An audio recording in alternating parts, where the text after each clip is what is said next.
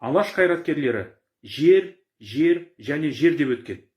Өйткені жерсіз мемлекет болмайды, жерсіз отан болмайды. Бірақ қазақтың жерін саудаға салғысы келіп отырған біздің билік соны анық түсінбей отырғанын біз көріп отырмыз. Осы уақытқа дейін бірнеше рет қазақтың жерін шетелдіктерге жалға беру, сату мәселесін көтерді. Біз осыған түбегейлі кесімді сөзімізді айтуымыз керек.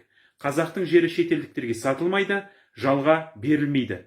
Тіпті үлес салмағы 1% болсын шетелдіктердің қолында болса, ондай компанияларға қазақтың жерін тіпті жалға беруге болмайтын мәселені көтеруіміз керек.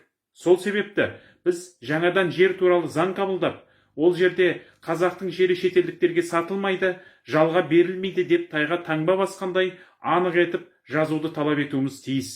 Ол үшін барлық азаматтық қоғамның өкілдері, азаматтар, халық бас қосып бірігіп, бұл билікке мәжбүрлі түрде сондай заңды қабылдатуымыз тиіс. Одан басқа біздің жолымыз жоқ, одан басқа бізде амал жоқ. Сондықтан біз күреске шығуымыз керек, күресуіміз керек. Бүгінгі күні қазақтың жеріне қатысты өзінің қорған сөзін айта алмайтын қандай да азамат, ол азамат емес. Оның азаматтық мінезі де жоқ, азаматтық позициясы да жоқ деп есептейміз. Сондықтан қанша атақты адам болсын, қанша белгілі адам болсын, қазақтың жерін қорғауға қатыса алмаса, ондай азаматтықтың құны 5 тиын деп санаймын. Сондықтан қазақтың жерін қорғауға бірге атсалысайық, қосылайық, бірге күресейік.